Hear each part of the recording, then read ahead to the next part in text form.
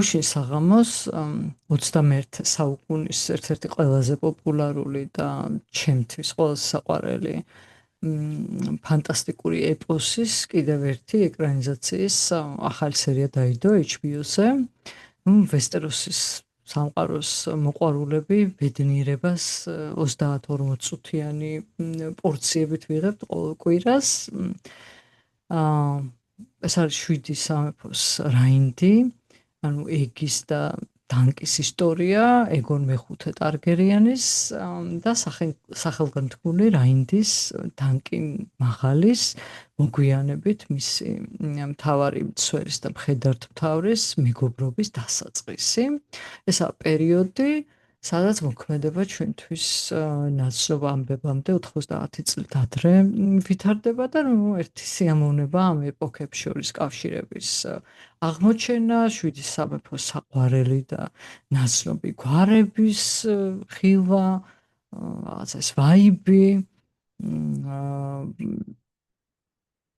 უფრო ადამიანური და რაღაცა ნაკლებ პომპეზური, ნაკლები ჯადოქრობებით, მაგრამ საოცრად მომხიბლავი, თბილი და რაღაცა შესანიშნავი სახეობებით დახვეწილად და გემოვნებით, აი მარტინის ხელი რომ ეტყობა ესეთი შოუს ყურება და დღევანდელმა სერიამაც, როგორც წინა სერიებმა, რაღაცა დამიტოვა ეს უკმარისობის შეგრძნება და მოკლედ მიმაბრუნა ვესტეროსთან.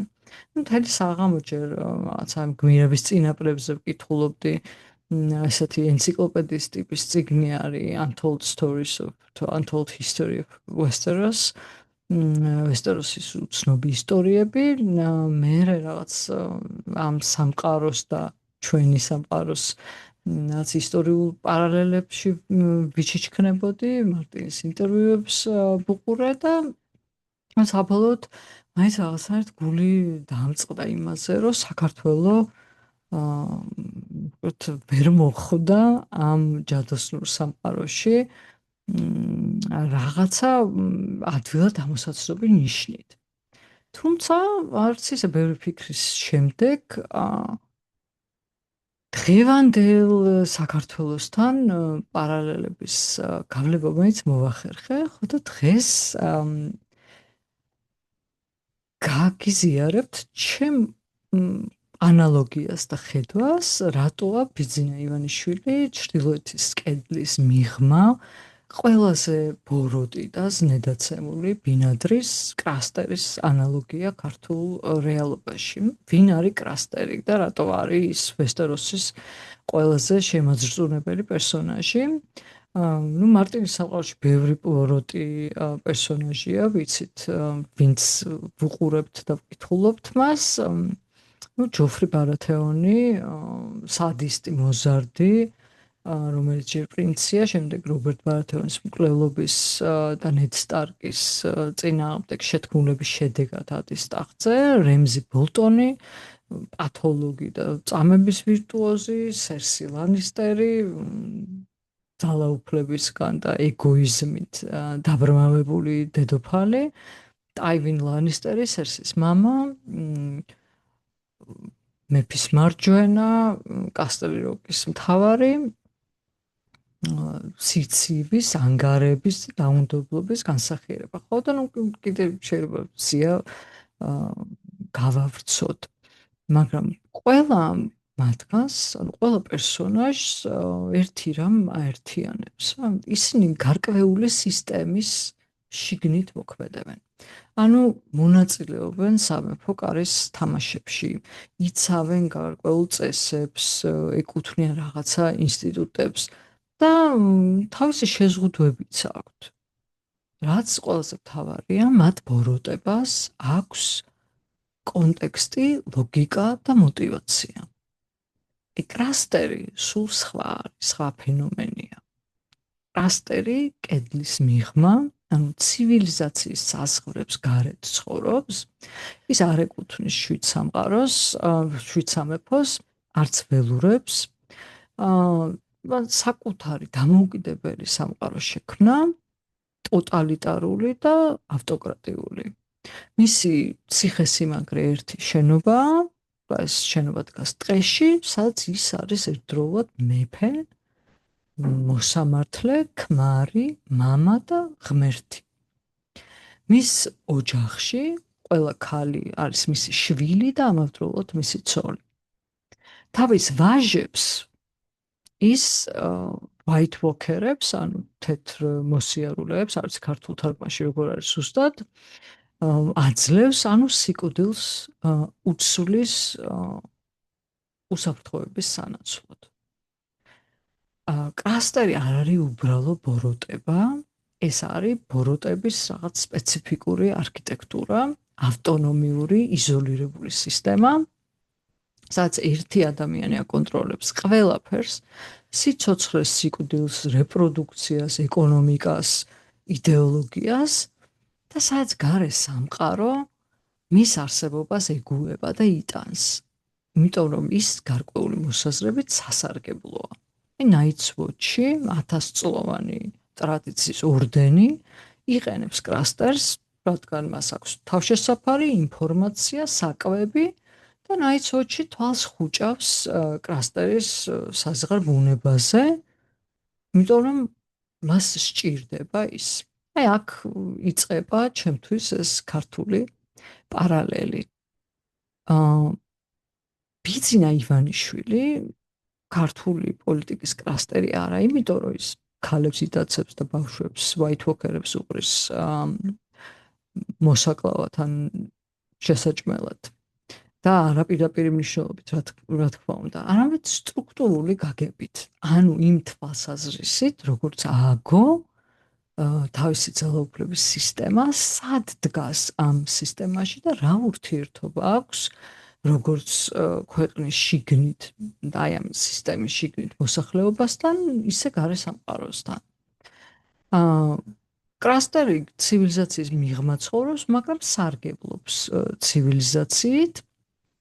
ივანიშვილიც არასდროს ყოფილა კლასიკური გაგებით რაღაც ქართული საზოგადოებრივი ცხოვრების ნაწილი, ის არ გამხდარა პოლიტიკოსი, რომელმაც რაღაც საჯარო ცხოვრების ეტაპები გაიარა და როგორც პოლიტიკოს არ გაუვლია ის რაღაც ინსტიტუციური ფორმირების გზა, ან საზოგადოებრივი დებატის, კრიტიკის, წარმატების, წარუმატებლობის და მე ხელახლა ცდის რაღაც ნორმალური პოლიტიკური ტრაექტორია ის გამოჩნდა არსაიდან 2011 წელს, უკვე მილიარდერი, უკვე ძალაუფლების მფლობელი, მაგრამ ფორმალურად არავინ.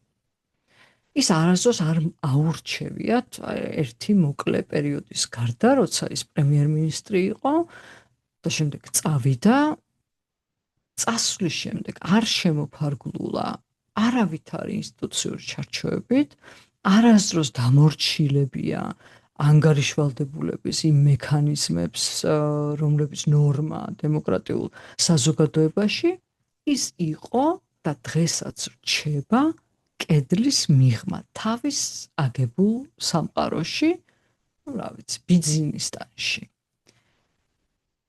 როგორც კრასტერის ციხესიმაგრეში ის არის თავის ციხეში, თავის სამფლობელოში ყველაფერი. ივანიშვილის საქართველოში, რომელიც უკვე 12 წელზე მეტი არსებობს, პოლიტიკური სისტემა მოქმედებს არა ინსტიტუციური ლოგიკით, არამედ პატრონის ნების ლოგიკით. ანუ პრემიერ-მინისტრი, პარლამენტის თავმჯდომარე, მინისტრები, მოსამართლეები, პროკურორები, ყველა მათგანი ფუნქციონირებს არა როგორც დამოუკიდებელი ინსტიტუციური ფიგურა, არამედ როგორც კრასტერის ცოლ-ასული.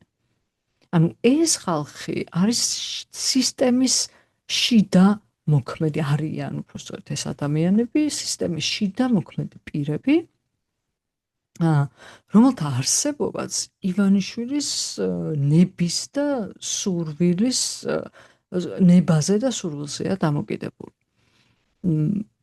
სახელებსაც არ აქვს პრინციპში მნიშვნელობა ეს. ღარიბაშვილია, კობახიძე, პაპუაშვილი თუ ნებისმიერი მათგანი არც ერთი დამოუკიდებელი პოლიტიკური ფიგურა არა და ვერც იქნება ივანიშვილის რეალობაში.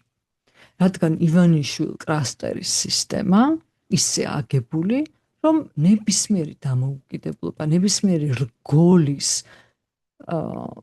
დაფიქრებაც კი დამოუკიდებლად მოქმედებაზე სისტემას შეუქმნის საფრთხეს.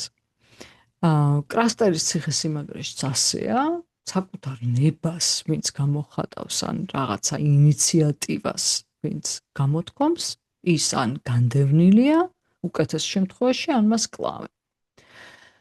ჯორჯ მარტინის რომანის ყველაზე შემაძრწუნებელი ელემენტი კრასტერის ხაზში მისი ვაჟების ბედია. კრასტერი მათ პირდაპირ არ კლავს, ის მათ ტყეში ტოვებს, ანუ ღამის სიცივეში უაით-ვოქერებისთვის და პასუხისგებლობასაც იცილებს, ანუ ამბობს, რომ მე მათ არ ვკლავ, უბრალოდ ვტოვებ. რა არის ეს არის პასუხისგებლობის დელეგირება სიკვდილზე, ხო? შედეგი ერთია, ესე იგი ბავშვები კვდებიან ან უაით-ვოქერებად გარდაისახებიან, ტრანსფორმირდებიან. მაგრამ კრასტერი ფორმალურად სუფთაა. იგივეს აკეთებს ივანიშვილი საქართველოს მომავალთან მიმართებაში და ეს არ არის მეტაფორა, ეს არის სტრუქტურული ანალოგია.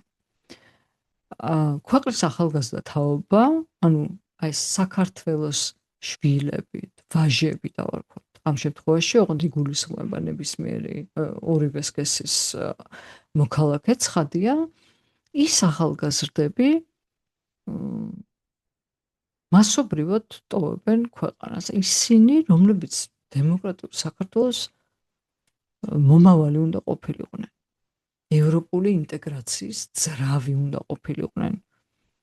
ინოვაციის და თავისუფალი აზროვნების მატარებლები უნდა ყოფილიყვნენ. ხო, ისინი ან გადიან ქვეყნიდან, ან ციხეში ხდებიან, ან მორალურად იშლებიან ძალადობრივ რეჟიმთან ბრძოლაში.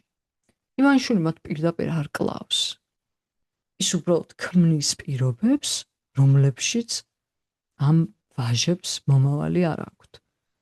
ანუ ევროპული ინტეგრაციის შეჩერება, ეს აგენტების კანონი, სამოქალაქო სივრცის შეზღუდვა, დამოუკიდებელი მედიის მოსპობა, განათლების სისტემის დანგრევა, არასამთავრობო ორგანიზაციების დევნა, ეს ყველაფერი ტყეში, ღამის სიცივეში მიტოვება და ისევე როგორც კრასტერი ივანიშვილიც ფორმალურად ხელებს იბანს, ანუ იხსნის პასუხისგებლობას, ხან ამბობს, რომ ხალხი თვითონ ირჩევს და ეს დემოკრატიული პროცესია, ხალხის ნებას ვასრულებთო და ფორმალურად მართალი, ცხადია ის არ არის მართალი, მაგრამ ფორმალურად ასეა, ესე იგი არჩევნები ტარდება, ფორმალურად პარლამენტიც მუშაობს, კანონები მიიღება, მაგრამ როგორც კრასტერის ციხესიმაგრეში ეს ფორმალიზმი ფარავს სრულიად სხვა რეალობას, ანუ ტოტალური კონტროლის, მანიპულაციის და ძალაუფლების უზურპაციის რეალობას. კრასტერის სისტემის ყველაზე საზიზღარი ერთ-ერთი ელემენტი, რა თქმა უნდა, ინცესტია და იძულებითი ინცესტი, მისი ასულები, ანუ თქვით უკვე მისი ცოლებიც არიან და ისინი ერთგვარად, არ ვიცი ეს სიტყვა კარგია თუ არა, აწარმოებენ მოკლედ მის შთამომავლობას და ემსახურებიან მის ყოველდღიურ საჭიროებას. ანუ მათ არავითარი არჩევანი არ აქვთ. ცნება ეს რაღაცა თავისუფალი ნება აკრძალულია კრასტერის აი მიკროსამყაროში. არც იცნობენ სხვა სამყაროს და კრასტერის ციხესიმაგრე მათი ერთადერთი რეალობა, ანუ ვერ წარმოიდგენენ, რომ ცხოვრება სხვანაირად შეიძლება იყოს. ქართულ რეალობაში აი ეს ასულცოლები არის ინსტიტუტები, რომლებსაც დემოკრატიულ სახელმწიფოში დამოუკიდებლობა უნდა ჰქონდეთ, მაგრამ რომლებიც ივანიშვილის სისტემაში აი ასეთ ორმაგ ფუნქციას ასრულებენ, ანუ ფორმალურად არსებობენ, როგორც ის ასულები, არიან ხო ადამიანები არსებობენ უბრალოდ. ფაქტობრივად კი მთლიანად დამოკიდებულები არიან კრასტერზე, ანუ ცოლები არიან და იმ ბატონის სურვილის აღსრულებლები.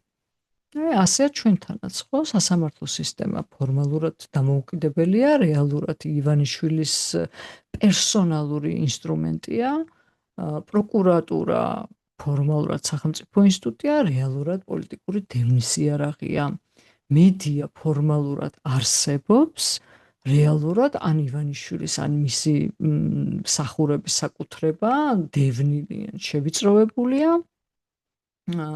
საარჩევნო სისტემა ფორმალურად არსებობს, რეალურად манипуლირებულია და იმდენად, რომ შედეგები წინასწარ არის ცნობილი. ლამის პროცენტი იციან წინასწარ რამდენს დაწერენ. და ისევე როგორც კრასტერის ასულ ცოლებს, ამ ინსტიტუტებსაც ინსტიტუტებისთვისაც სხვანაირად ცხოვრება წარმოუდგენელია.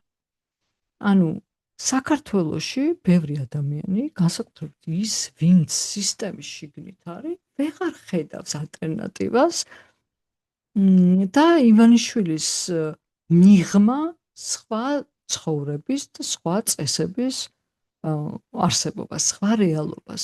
ანუ ეს არის ივანიშვილის ერთ-ერთი ყველაზე დესტრუქციული მიღწევა. რომ საქართველოს საზოგადოების მნიშვნელოვან ნაწილს ივანიშვილმა წაართვა წარმოსახვის უნარი. ანუ იმის წარმოდგენის უნარი, რომ ცხოვრება, პოლიტიკა, სახელმწიფო და რეალობა სხვანაირად შეიძლება იყოს. ვესტეროსში ნაითვოჩმა, როგორც ვთქვით უკვე, იცის, ვინ არის კრასტერი, რეინჯერები ხედავენ, როგორც ცხოვრობს ის, ისინი ხშირად მოწმეებიც არიან კრასტერის საზიზღრობის, მისი ვაჟების ბედიც იციან, მაგრამ არ ეხებიან.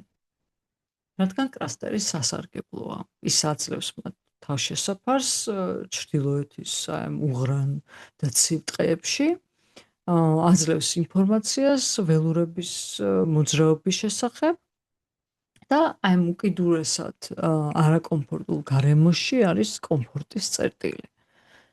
ეს არის დასავლეთის, ევროკავშირის, ამერიკის შეერთებული შტატების და ნატოს ურთიერთობა ივანიშვილთან დაახლოებით 10 წლის მანძილზე. ალბათ 2023 წლამდე. დასავლეთმა დიდი ხანია იცის, ვინ არის ივანიშვილი. დასავლეთის დაზვერვის სამსახურები, დიპლომატიური მისიები, ანალიტიკური ცენტრები, ყველა მათგანი ფლობს ინფორმაციას ივანიშვილის ქონების წარმოშობის, რუსეთთან მისი კავშირების და ქართული დემოკრატიის სისტემატიური ეროზიის თაობაზე. მაგრამ დიდი ხნის განმავლობაში დასავლეთი თვალს ხუჭავდა ამ ყველაფერზე, იმიტომ რომ სტაბილური საქართველოს გეოპოლიტიკური თვალსაზრისით უფრო სასარგებლო იყო. საქართველოს იყო წარმატების ისტორია პოსტსაბჭოთა სივრცეში, იყო ნატოს და ევროკავშირის პარტნიორი და ეს ფორმალური დემოკრატია საკმარისი იყო იმისთვის, რომ ანგარიშებში ეს ვითარება მისაღებად მაინც გამოჩენილიყო. და ისევე როგორც ნაითვოჩის რეინჯერები, რომლებიც კრასტერის ციხესიმაგრეში რჩებიან და თვალს ხუჭავენ ამ რეალობაზე, დასავლელი დიპლომატებიც წლების განმავლობაში ჩამოდიოდნენ თბილისში, ხვდებოდნენ ივანიშვილის დანიშნულ სახელმწიფო მოხელეებს, იღებდნენ მათთან ფოტოებს, აწერდნენ ხელს რაღაცა მემორანდუმებს და უკეთ თვალს ხუჭავდნენ იმაზე, რაც ხდებოდა. მაგრამ ბოლო პერიოდში, როცა ივანიშვილმა ღიად და დემონსტრატიულად ვარი თქვა ევროპული ინტეგრაციის გზაზე, როცა კანონი მიიღო აგენტების ქუჩებში შვიდობიანი მომიტინგეები სასტიკად დაარბევინა, როცა BBC-ის ჟურნალისტებმა საბოლოოდ დასკვნადადეს, რომ სავარაუდოდ ქიმიური იარაღი გამოიყენა და ეს მტკიცებულებები უფრო სწორად, მაშინ აი ბოლო 3 წლის მანძილზე დასავლეთმა გაამკაცრა თავისი ტონი და დაიწყო ამაზე ხმამაღლა საუბარი. რასტარის ბოროტების ყველაზე არსებითი განზომილება არის ის, რომ ის აბსოლუტურ ბოროტებას ემსახურება, ანუ white walker-ებს. ის არ არის დამოუკიდებელი მოთამაშე, ის არის შუამავალი ცივილიზაციასა და მის მტერს შორის. ანუ საკუთარ შვილებს, საკუთარ სისხლს და ხორცს ის white walker-ებს აბარებს და ამის სანაცვლოდ იღებს ხელშეუხებლობას.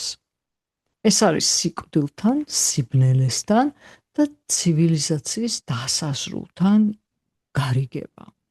ივანიშვილის ურთიერთობა რუსეთთან ზუსტად ამ გარიგებას გავს ჩემთვის. ესე იგი, ივანიშვილმა მილიარდები რუსეთში დააგროვა, მისი ბიზნეს იმპერია რუსული სისტემის პროდუქტია, მისი პოლიტიკური გადარჩენა, ანუ ის რომ არც ხადარკოვსკია და არც ბერეზოვსკი იმაზე მიუთითებს, რომ მან კრემლთან გარიგება შეძლო. ეს გარიგება, ანუ ყველა კომპონენტით და ყველა ნიშნით მოიცავს საქართველოს გეოპოლიტიკურ ორიენტაციას. ანუ კრასტერი აბარებს თავის შვილებს, მტერს და ივანიშვილი აბარებს თავის ქვეყანას, ანუ ჩვენს სუვერენიტეტს, ჩვენს მომავალს და ჩვენს რა ვიცი, ჩვენს შვილებს. აი ეს ევროატლანტიკური ინტეგრაციის შეჩერება, რუსული დეზინფორმაციული ნარატივებით ოპერირება და უბრალოდ ტერმინების შეცვლა იქ გლობალური ომის პარტია, ლიბერალური ფაშიზმი, საგარეო კურსის და პოლიტიკის რადიკალური გადახედვა, ხო, ეს ყველაფერი არის Night King-ისთვის, ანუ რუსებისთვის ჩვენი გადაცემა. ივანიშვილი კრასტერის მსგავსად თავს ხელშეუხებლად გრძნობს, მანამ სანამ ის white walker-ების სამუშაოს და ინტერესებს ემსახურება და სამუშაოს ასრულებს. კრასტერი ამბობს ერთ ფრაზას, რომელიც ასევე ძალიან გავს ივანიშვილის მოქმედების პრინციპს და ზოგადად მის modus operandi-ს. ეს ჩემი სახლია და აქ ბევრი რამე იგულისხმება. ანუ საკუთრების, ძალაუფლების, იმუნიტეტის და მორალური რაღაცა ნიჰილიზმის დეკლარაცია, მოკლედ. ის არ აღიარებს არავითარ მორალს, არც Nightwatch-ს, არც მათ ავტორიტეტს, არც ველურების კანონებს, არც 7 სამეფოს კანონებს, არც რამე გარე მორალურ სტანდარტს. ის არის თავის ციხესიმაგრეში ღმერთი და მისივე ლოგიკით ამის სრული უფლება აქვს. ივანიშვილი ზუსტად ამ ლოგიკით ოპერირებს, რომ საქართველოს არის მისი კერძო საკუთრება და მისი მოქმედებაც ამ პრინციპზე დგას. ანუ ის ქვეყანას ისე ეპყრობა, როგორც თავის საკარმიდამო ნაკვეთს. ნიშნავს ათავისუფლებს პრემიერ-მინისტრებს და მინისტრებს, როგორც მოურავებს თავის ნაკვეთში. ის განსაზღვრავს, ვინ არის მისიანი, ვინ არის უცხო, ვინ არის ხელშეუხებელი და ვისი ჩაგვრა დასჯა შეიძლება და ის წვეთს რა მიმართულებით მოძრაობს ქვეყანა. არა არჩევნებით, არა რეფერენდუმით, ან საზოგადოებრივი დისკუსიით, არამედ პირადი გადაწყვეტილებით. და როცა საერთაშორისო თანამეგობრობა ან საკუთარი მოქალაქეები ამ ლოგიკას ეჭქვეშ აყენებენ, მისი პასუხიც ეს არის, რომ ეს არის ჩემი სახლი და ჩემი წესებია. В этом гостинице я директор. აი ეგ არის ივანიშვილის პრინციპიც. ანუ ხან ევროკავშირი და ვენეციის კომისია ეუბნება, რომ ამ კანონის მიღება არ შეიძლება. ამაზე პასუხია, რომ ეს ჩვენ შიდა საქმე არის. ამერიკა ეუბნება, რომ სანქციებს დავაწესებთ და ამ დროს ივანიშვილი პასუხობს, რომ ეს ჩვენ სუვერენიტეტში ჩარევაო. მოქალაქეები ამბობენ, რომ ევროპაში გვინდაო და ივანიშვილის მთელი სისტემა პასუხობს, რომ არა, არ გინდათ, თქვენ არ იცით რა გინდათ. ეს არის ზუსტად კრასტერის ლოგიკა, სხვათა შორის სრულყოფილი სახით. ანუ ტოტალიტარული სუვერენიტეტი, რომელიც ერთი ადამიანის კერძო საკუთრებად არის გარდაქმნილი და გადაქცეული.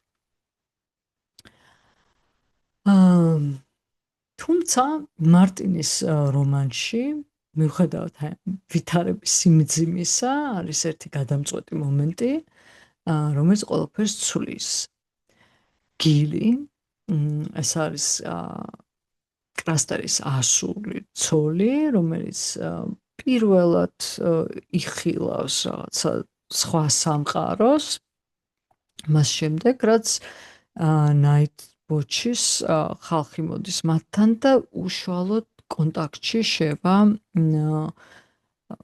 სემ ტარლისთან, ანუ ადამიანთან, რომელიც არ არის კრასტერის სისტემის ნაწილი.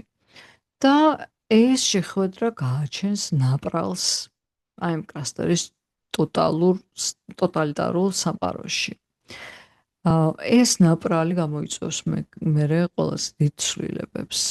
გილი პირველად დაუშვებს, პირველად წარმოიდგენს, რომ ცხოვრება სხვანაირადაც შეიძლება. ქართული საზოგადოება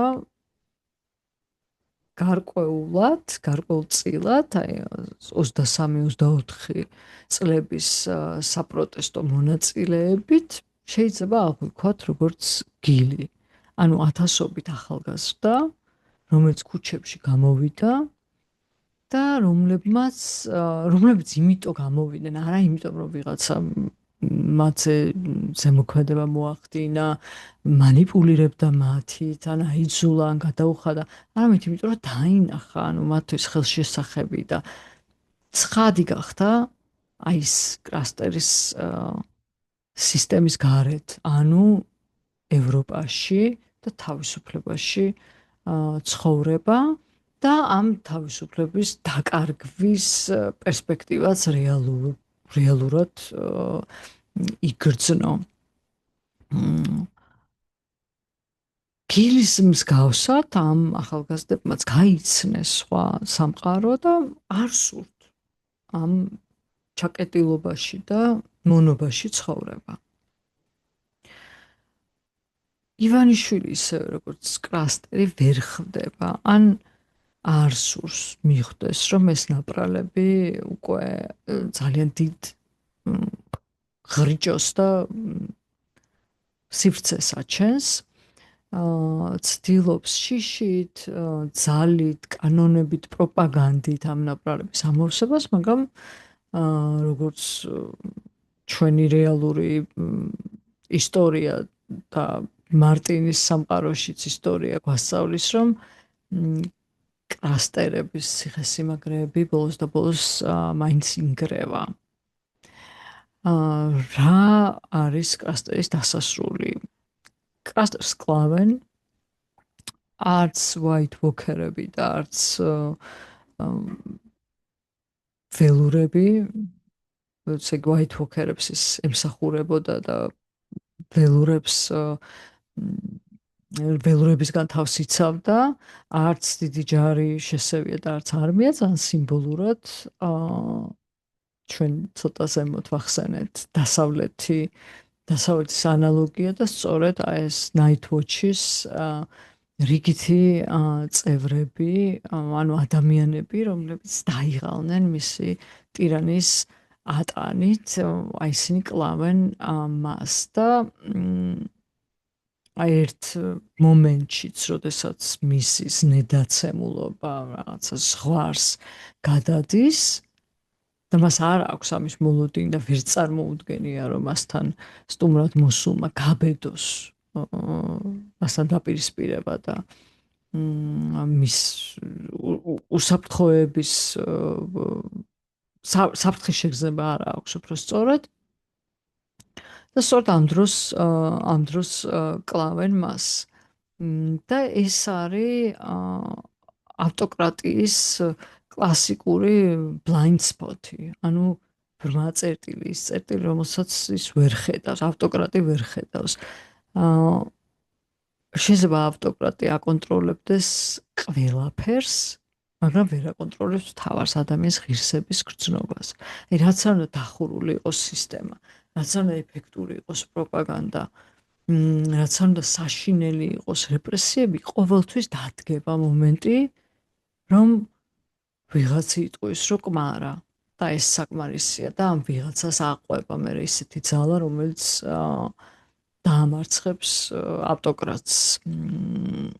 პასტორის ბედი წესით გაკვეთილი უნდა იყოს ივანიშვილისთვის, მაგრამ სავარაუდოდ ის ამას ვერ არის სწავლის და არ მგონია საერთოდ წაკითხული ქონდეს წიგნების კითხვა, მას არ უყვარს და ალბათ არც შოუებს არ უყურებს. რატო არ არის ივანიშვილი ტაივინის სერსი ან ჯოფრი? ტაივინიც ხო მანიპულატორია, ძალაუფლების ჩრდილოვანი მფლობელია, მაგრამ ის არის ინსტიტუციური ძალაუფლება, ანუ ტაივინი არის სისტემის ნაწილი, ის არის სამეფო კარის მოხელე, მეფის მარჯვენა, ლორდი, მხედართმთავარი, ანუ ის მოქმედებს ვესტეროსის პოლიტიკური სისტემის შიგნით, იმ სისტემის ფარგლებში. რაც არ უნდა კორუმპირებული იყოს მისი ძალაუფლება, მაინც ინსტიტუციურია. ივანიშვილის ძალაუფლება არ არის ინსტიტუციური. ის არ არის სისტემის შიგნით, ის არის სისტემის ზემოთ, გარეთ, მიღმა. ანუ ის არის კრასტერი.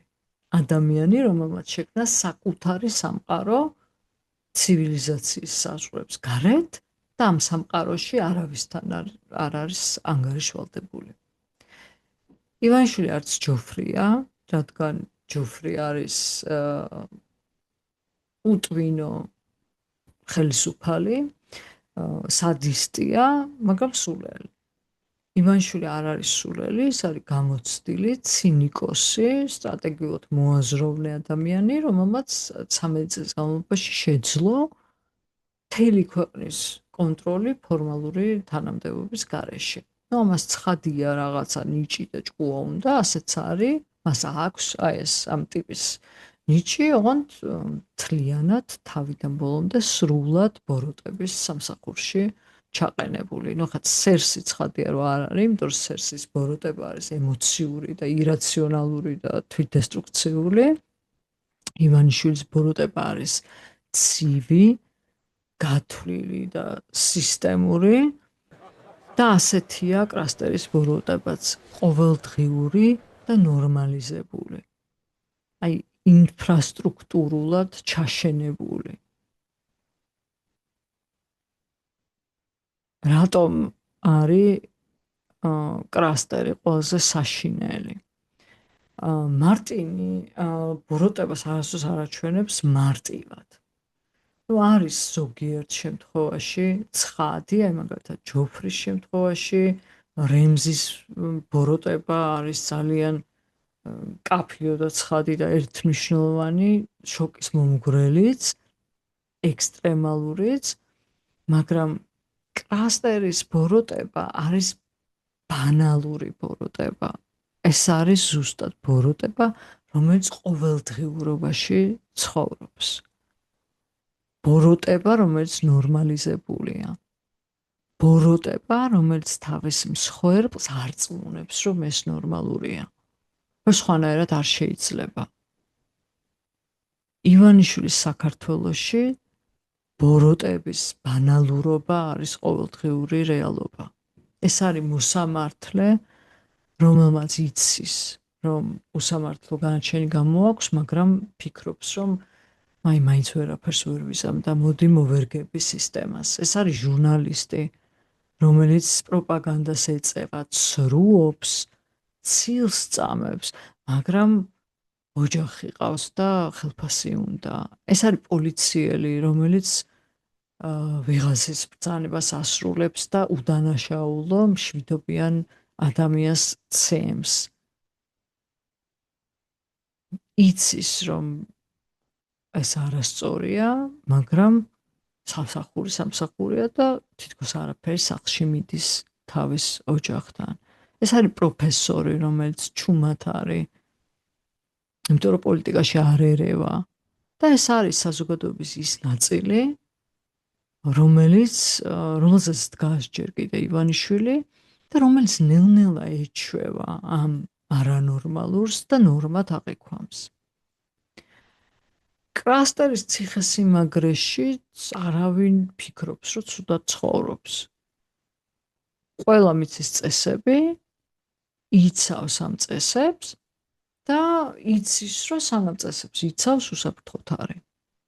ეს არის ტოტალიტარიზმის ყველაზე ეფექტური ფორმა და არა ის, რომელიც გამოკვეთილად და ჭახეთ რაღაცა ესეთი რადიკალურად ბოროტიან ყვირალა ბოროტება.